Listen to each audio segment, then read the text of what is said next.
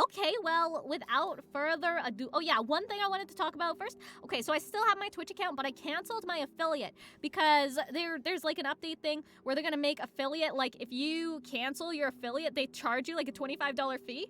But the thing about Twitch is they will only allow you to take out your money in like $50 increments, so you have to have at least $50 in there to take out your money. Now, I've been streaming on YouTube for like the past few months, but I guess people have been finding me on YouTube and then going to my Twitch and gifting me like subs and stuff on my Twitch. I haven't logged in months, so I log in and there's $30 in there. And I like go back in the history in the past few months, I haven't even been streaming on there. People have been giving me money on there, but it's not $50, so I can't take it out. And I had to cancel my affiliate because they're gonna make it so that it's $25 to cancel your affiliate. And you know, money conversions, like I didn't remember if what's in my account is $30 Canadian or $30 USD, and $25 USD is like basically $30 Canadian.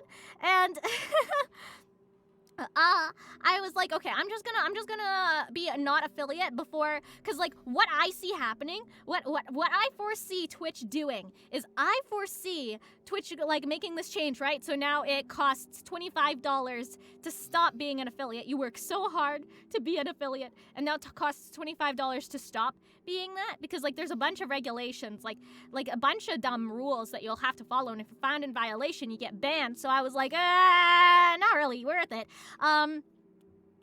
But what I foresee happening is I foresee Twitch like putting this in, making it like $25 to cancel your affiliate.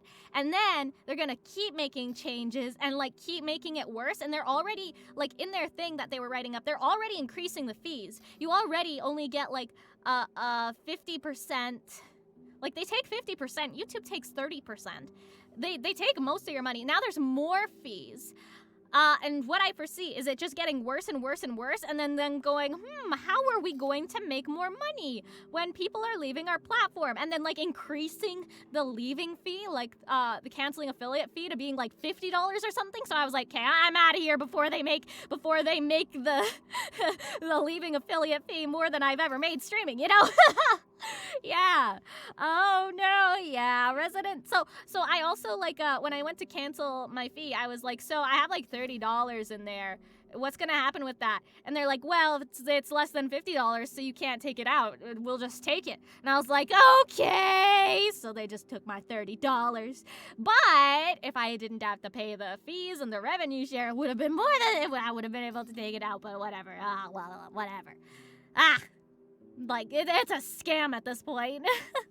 Resident Evil 4 kind of has an accessibility option built in with dynamic difficulty, meaning that if you keep sucking in the game's like, okay, we'll take away 3 enemies. I love that. The game learns. The game adapting to you and not you. Wait, but like, I know that some gamers will be like, oh, that's a skill issue. You know, game's supposed to get harder as you go on. You're supposed to get better. But the game is like, maybe our difficulty settings, this difficulty climb was a little too much. Let's just tone it down a little bit. I like that. Hello, Red Dalek, welcome. Yeah, Twitch is second place in ruining the platform for their creators and users behind YouTube. Honestly, I would say it's in first place because, like, I switched to YouTube, and YouTube has been so much better than Twitch for me. Like, and the thing about Twitch, too, is that people can't really discover you on Twitch unless you're actively streaming. So if you stream, like, 2 hours a day, like, you gotta stream, like, 12 hours a day for enough people to find you, for it to be worth it. Because your videos don't really get archived or anything like you can do in YouTube. Like YouTube, you can have your videos archived, people can find your videos later, I can have shorts. So the discoverability on YouTube when you're like really small, when you're just starting out, sucks. It's hard. Nobody's gonna find you. But what I did is I started on Twitch, and this was actually a VOD channel, and one of the VODs, it was the reacting to the Sonic the Hedgehog Snapcube fan dub. It got like 40,000 views or something like that. And so that made my visibility on this YouTube channel go up. And then so I was like, oh, you know what? I might as well switch over because I have more subs on YouTube than I have followers on Twitch right now. But because I was already around like getting more subs, my discoverability on YouTube got better anyway. So starting out just sucks. Anywhere, anytime, anywhere, starting out sucks. That's how it is. You gotta roll the snowball, I guess. Honestly, with the recent Twitch news and increased prices, it may be smarter to keep investing your time in YouTube. Yeah, that's what I'm doing. Especially because I like having an archive of everything I've done and how far I've come and like my models and stuff. Like eventually I want a website for my VTuber stuff. Like I'll have a link tree with my website for my voice acting, and then I want a website for my VTuber stuff, and I want to have like a little history of doll thing where it starts off with my PNG and like how long I streamed with it for and stuff, and then to my PNG tuber, and then to my old model, and then to this model, and like just like a little history of doll thing. And I think that would be really fun, you know? But obviously, take that with a grain of salt. But the news isn't good. Twitch is really trying to take money for make money for Amazon hard. Yeah, but Amazon doesn't even need more money. I don't get it. I just really don't. Revenue share is better for YouTube too. It's just harder to meet those requirements.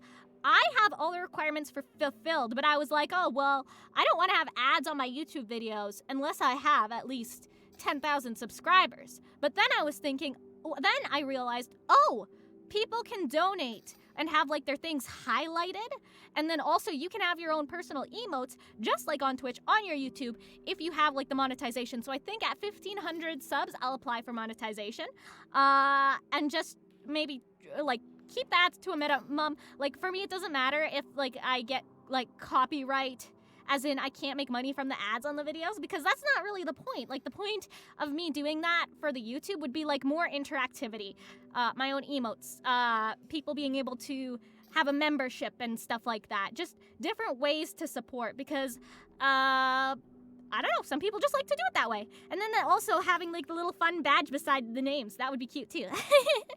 The YouTube algorithm is so scuffed. You're not wrong. You're not wrong. But the thing is about algorithms is a lot of it is just like what people like and people do. And you know, sometimes you make something that people would like and the algorithm just is like, but the thing is about content creation is whether the algorithm is scuffed or not, you are just throwing shit at the fan and hoping something sticks. And once something sticks, you milk it. You milk it so hard. You milk it until it's dead and dry and fertilizer, and then you throw shit at the fan again. That is like content creation. And you know, the more you do it, the more you kind of figure out what sticks. You learn what makes your shit sticky, and you make stickier shit.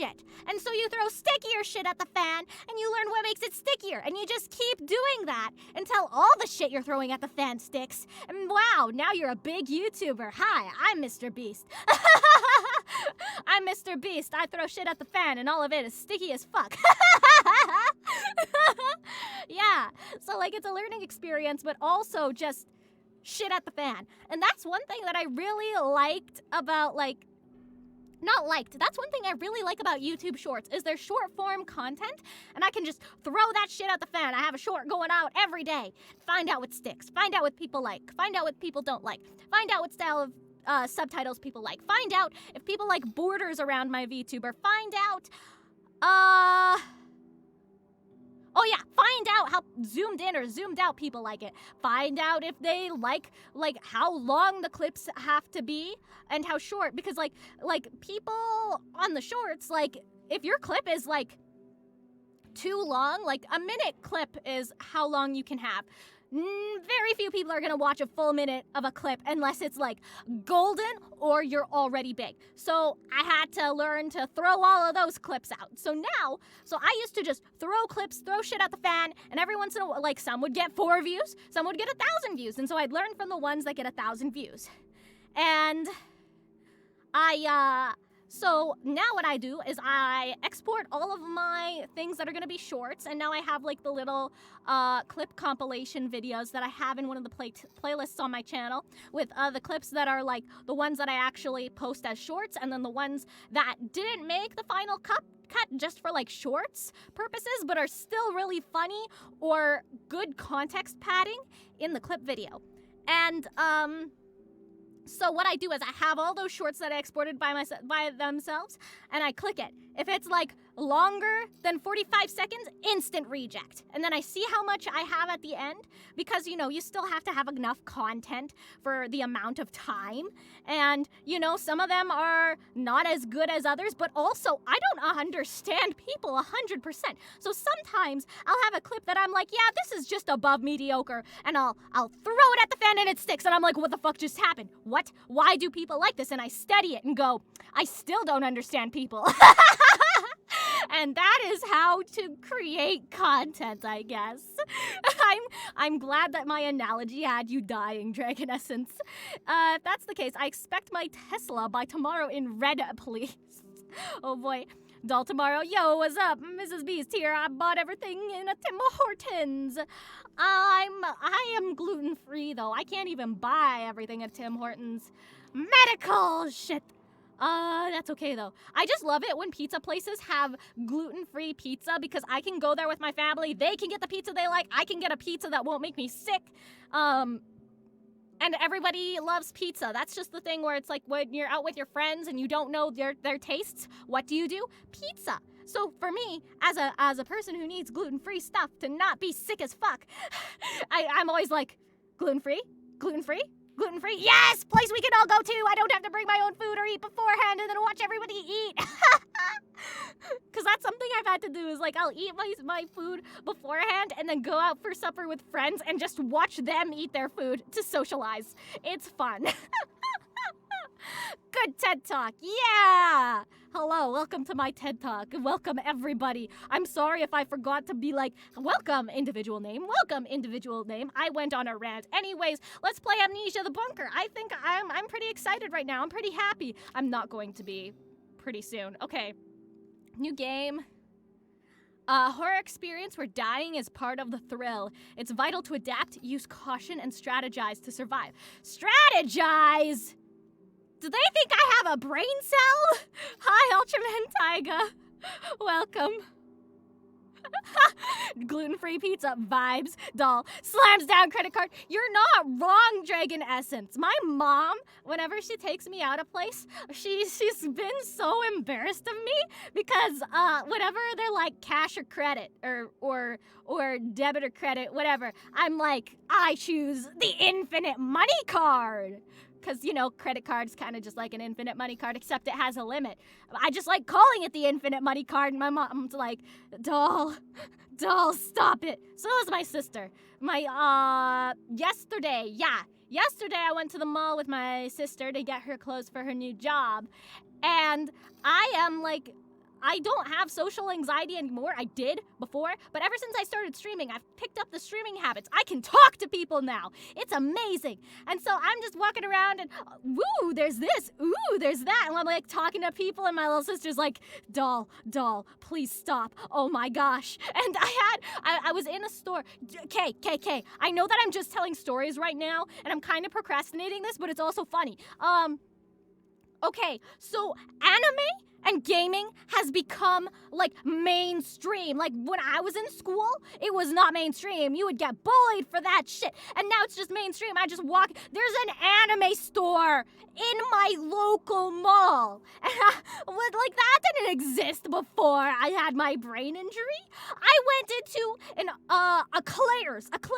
You know, that pink store with all the little girl stuff and sparkly stuff. There were Sonic Squishmallows and Pokemon Squishmallows in there. And I was like, what? Since when? They had a gaming phone case. And I was like, since when is gaming the popular thing? I would have been the most popular kid. Holy smokes. Whoa. And then we went into the store with anime stuff, and there was a stuffed Pochita there. So I was like, I need this. So I hug it, and I see the sign, stuffies are $20, and the guy's like, oh, Pochita's 30. The ones on that glass shelf are 30. And I was like, Pochita's worth it. I need this Pochita. I need Chainsaw Man Pochita. I need it. And then I found there was a Bulbasaur, and I've been looking for a Bulbasaur for since before my brain injury. But before my brain injury, there wasn't Pokemon merch everywhere. It wasn't popular. I couldn't find a stupid Bulbasaur plushie. I could only find Squirtles and Charmanders, and I was very sad. And now there was even mini Bulbasaur plushies in the Claire's. What? And so I got this Bulbasaur plushie that I've been looking for the past 4 or 5 years of my life. And I had my hands full, my arms were full, and then they had pins and stickers at the front. I was just about ready to buy my stuff, and then they have pins and stickers at the front. So of course I have to go and look at the pins. The pins were $5, and I was like, okay, pins kind of expensive. Let me grab one. And I had to choose between 3 of them, and I chose the Gojo because you have to choose better Kakashi. My little sister pulls out this Kakashi sticker, and was like, do you want this one? And I was like, why would I want Kakashi when I have the pin of new and improved Kakashi? What? What do you mean, sister? And I ended up with a bunch of stickers. I have a Chibi, Rengoku, and Tanjiro. I had to get them. I don't know what I'm gonna put the stickers on. I really don't. But I have them, and now I'm happy. But as I was doing that, I was trying to count the amount of stickers I had and total things up in my head. But the guy had been totaling everything I picked up and put in my hands. He had the total in the cash register, and he's like, oh yeah, you don't have to do the math. I can just tell you the total. And I don't have social anxiety anymore, right? But I do have making the service worker recalculate or do more than their job is paying them for on minimum wage anxiety. So since he already calculated my total, I couldn't put anything back. I had to buy it all. It was okay. It was a price that I was okay with. I was slightly not okay with the price, but you know what? It's fine. I can't just make the service worker recalculate my total after he's done such a good job. I can't. Anyways, so that was my experience at the mall with my sister. She kept pushing me away from the stickers stop, your wallet's gonna cry.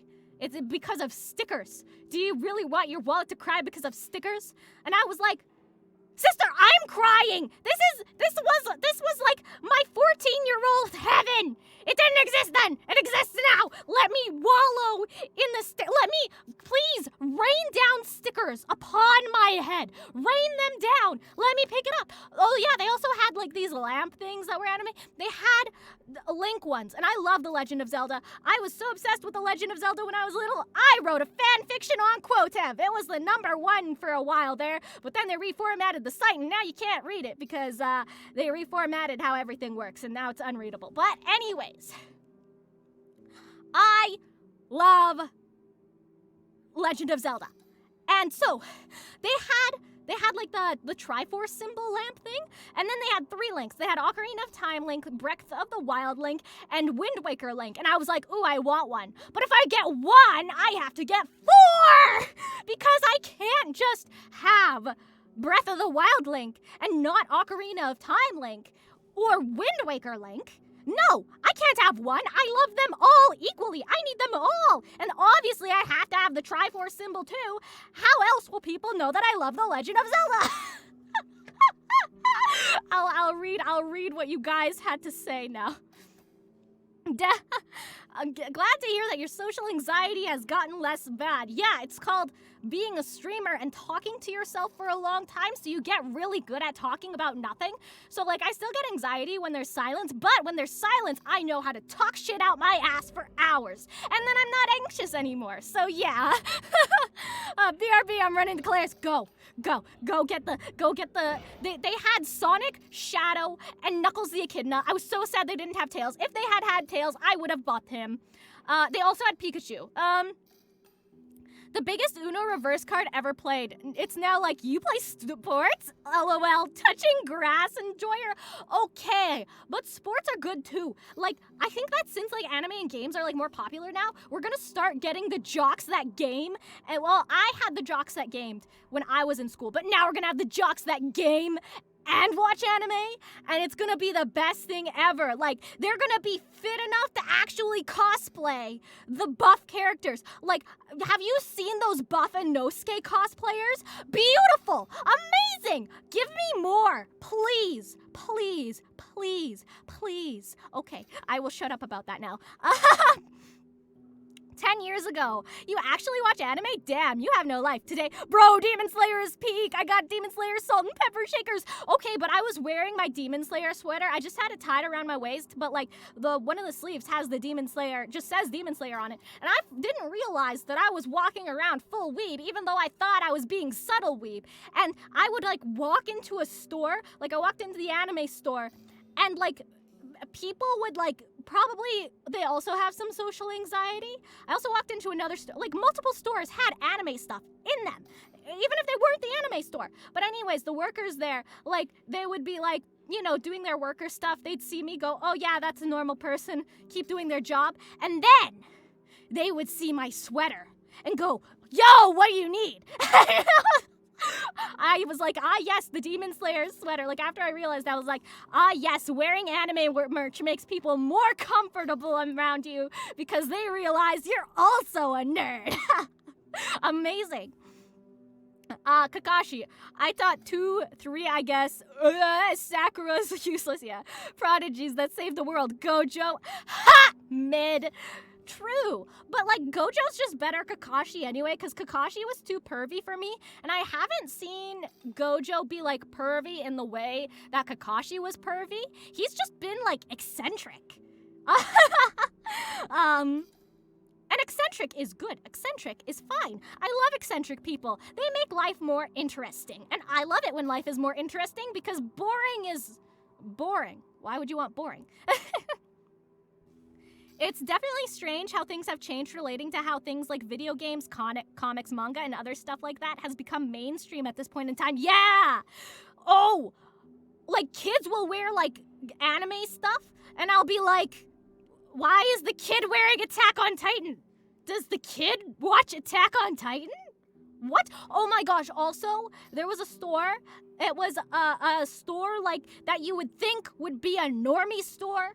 It had, like, all of, like, the rich girl clothes, and I was in the sweater section. There was an Attack on Titan sweater for $10, so I grabbed that shit so fast. I was like, why is there an Attack on Titan sweater in the normie store? What? Since you're a Zelda fan, doll, which is your favorite game? Mine is Majora's Mask. Yes, homie, Majora's Mask here too. I actually used to go by Majora online because I just thought it was so beautiful and cute and grown up, and I was like, I'm Majora. Hi. Great. I also just like horror, so Zelda plus horror elements, yeah. Except for those hands in, like, the new Tears of the Kingdom game. I just hate anything hands. No, thank you. My family is Mexican. A stereotype for us to like... It's a stereotype for us to like Dragon Ball, Sailor Moon, or Evangelion. My cousins and I watch it. Our parents think all anime is 24/7 booba. Didn't even like a silent voice. Oh no. Okay, but like... The thing about anime becoming more mainstream that I'm happy about is maybe parents will realize that their kids should not watch certain anime. My auntie was wondering why her son, she has twin boys who are like 10 or something. They're young. Why he kept like thinking it was okay to like do kind of like quote unquote pervy shit. I won't describe it. And so I was like, like, she's like, all he's watching are these Japanese cartoons. And I was like, hey, auntie, can you log into your Netflix real quick so I can see which ones he's watching? And she was like, yeah, sure. Sure enough, he was watching the 7 Deadly Sins. And of course, Meliodas is pervy as fuck. There's so much fan service in that one. And I was like, auntie, this Japanese cartoon is for adults. And was it 7 Deadly Sins? It was, yep, Dragon Essence, it was 7 Deadly Sins. And I felt a little bad snitching on the little dude, but like, you can't be learning life from the 7 deadly sins. No, you just can't. That can't, yeah. Parents, all anime is for kids until they watch the 7 deadly sins and start doing that shit. But, so I was like, Auntie, this is for adults. And she's like, well, how am I supposed to know which ones are okay for kids and which ones are for adults? And I was like, there's an age rating next to them. So I showed her and stuff. And then my little cousin was like, oh, I can't watch 7 Deadly Sins anymore. I'm like, there's better stuff. And he's like, but Naruto is lame. Because Naruto was one of like the few that was like age appropriate-ish. I say ish because, you know, Kakashi and the other things. Okay, my little cousins, when they started watching Naruto, also started, they called it like finger butt thing, where they would put their hands together with their fingers up and their thumbs over and go behind each other and stick the fingers up the butt, because that's what they do in Naruto. And it's not kid-friendly either. And so I ended up recommending Demon Slayer because it does not have that fan servicey shit. Yes, it might be more violent, but American and Western media has a lot of violence in it anyways. At least it doesn't have the fan servicey stuff. And so now my little cousin is a fan of Demon Slayer. But I recommended this before the Red Light District arc. So yeah. Me, explain these. Points at silent voice. I want to eat your pancreas. Attack on Titan. Kill a Kill. Grave of the Fireflies. I cried for silent voice. I want to eat your pancreas. Attack on Titan and Grave of the Fireflies. I couldn't get into Kill a Kill because I was like, why? Just why? I just didn't understand it, I guess. If someone says animation is for kids, then just show that person Primal. That shows the complete opposite of kid-friendly. Just ask them to look up hentai. They'll be like, all cartoons is for kids. And then be like, have you heard of this genre of cartoons called hentai? You'd really like it. Don't do that. Please don't do that. Oh, don't listen to me. Okay, let's figure out what difficulty mode we want to play on. I just went on a tangent there. If animation is only for kids, I'd rather be an interesting, happy kid instead of being a boring, miserable adult. Yeah, exactly. Well, and that's one of the reasons why I don't like the Disney live-action movie remakes. Because it's like, almost like, saying that animation is for kids. They're like, oh yeah, we're remaking it in live action for adults. But it's the same story, and it never turns out like the thing is you have the original, and if the original is amazing, people have a bias. This is a psychological thing, that the first thing they see or hear is they're gonna like it more. So statistically, people are gonna like the originals more, even if the live action was better. So why would you waste resources making a live action that everyone's gonna watch once, and then they're gonna go back to their favorite version of that story, which is the old animated one? Why would you waste all of that time and money when you could be making original shit? I watched Strange New World, and I really liked it. It was so cute. Give me more original shit like that. I really can't wait for Wish. I'm so excited for Wish. I'm really excited for Elementals. I'm really excited for the one about the it's made by the creators of Shrek. Is like a mermaid girl, but she's not a mermaid. She's like a kraken or something, because the mermaids are bad. Anyways, the trailer has been in the theaters. Also, Spider-Verse was amazing. I saw the Spider-Verse. Apparently they took 3 years trying to figure out how to animate one of the characters. I won't spoil anything, because that would be mean and rude and horrible, because it's a good movie. Go watch it. Experience the chilling atmosphere without the constant stress of death. Enjoy the horror, die less, and explore at your own pace. We'll start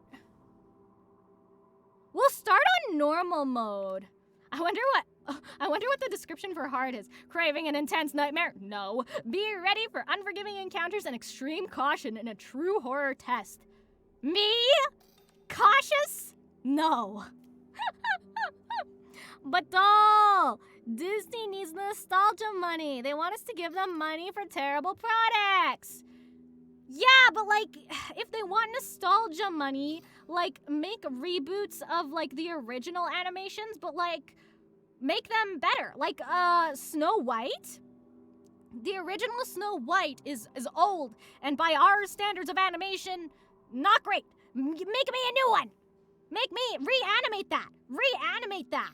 Bring in new voice actors to dub over the voices with our new technology so that we can get the beautiful singing audio quality. Just give me Snow White. Give me like remake but not live action. We have so many different live actions of these stories too, especially Snow White and Cinderella. There's a Cinderella in the city. There's a Cinderella on the farm. There's a Cinderella in outer space. Like, we don't need any more of those. Let's see. Disney is desperate for nostalgia, especially with the fact that they are currently working on a live action of Moana. Moana isn't even that old. Like, bro, and it's a new animation. Like, you don't need to do that. You know, remake The Jungle Book. I loved The Jungle Book 2 as a kid, and The Jungle Book 2 still holds up animation-wise, because it was in that, like, early 2000s animation era where it, like, still holds up with, like, Lilo and Stitch and Treasure Planet and The Emperor's New Groove, all of those funky ones. So those ones don't need to be reanimated. They're still good as they are. But The Jungle Book, that one was made in, like, 1960-something, and they took, like, 40 whole years to make a sequel. Like, redo that without also all the really weird stuff that was in it, because at the time it was made, you know, people were different and believed different stuff and stuff. Yeah. Like, give me a new and improved version of that. Like, the first time I watched The Jungle Book 1, it was on a VHS that was broken. So everything was, like, you know, grayscale? It was red scale. Everything was different shades of red. And the audio quality sucked. Like, give me remakes of those. Yeah. The Mermaid in Ruby Gilman is definitely a copy of Disney's Ariel, and I'm pretty sure every single animator knew. Oh yeah.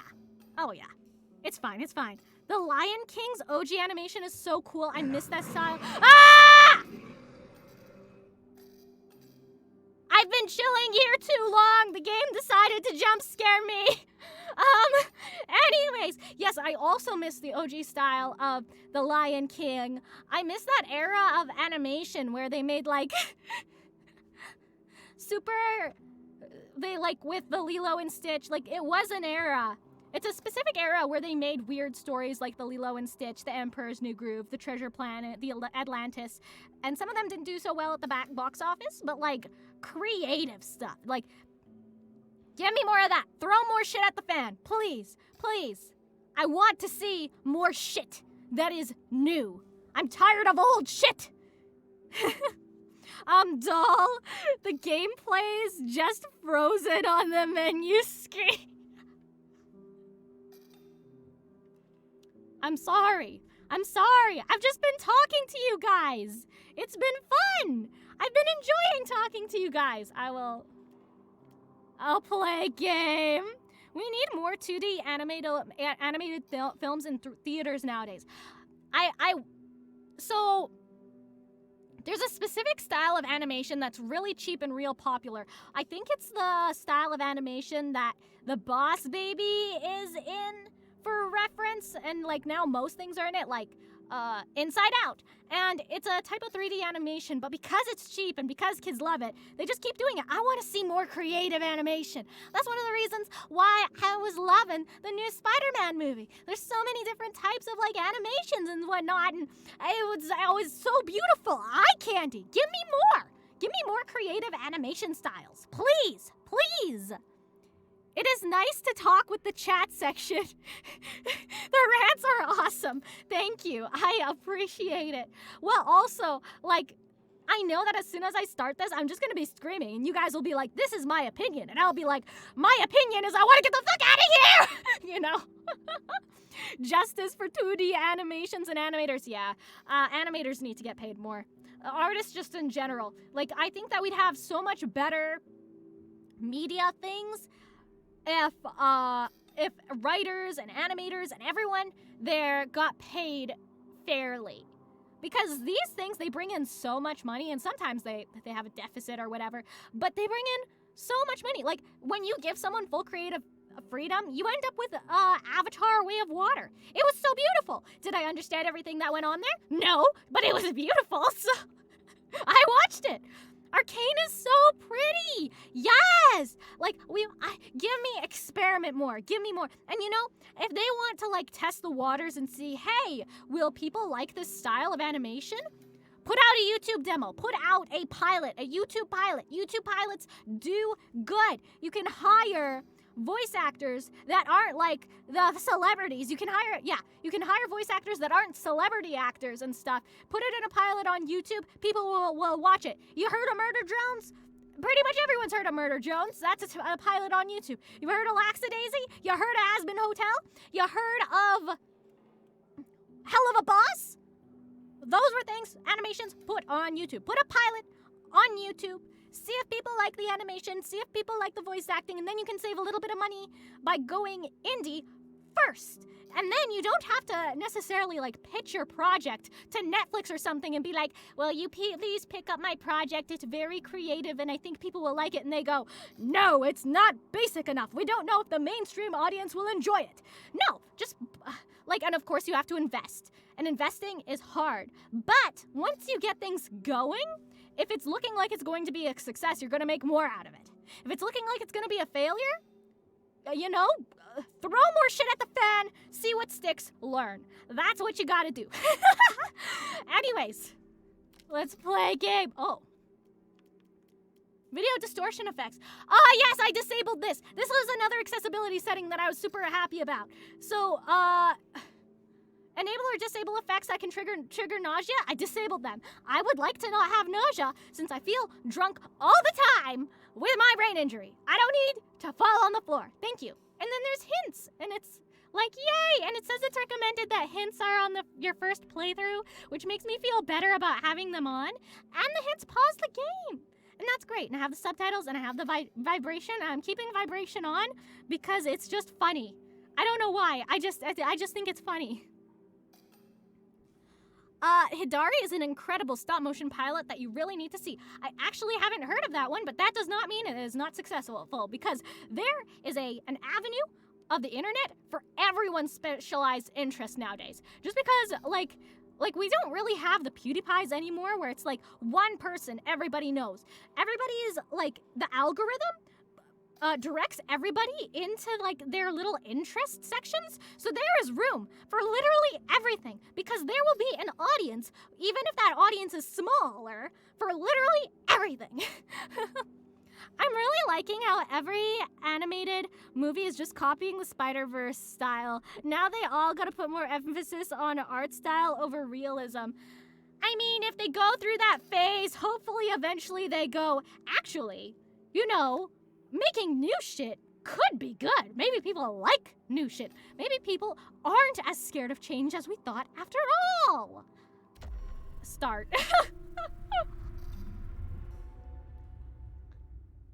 Let's go.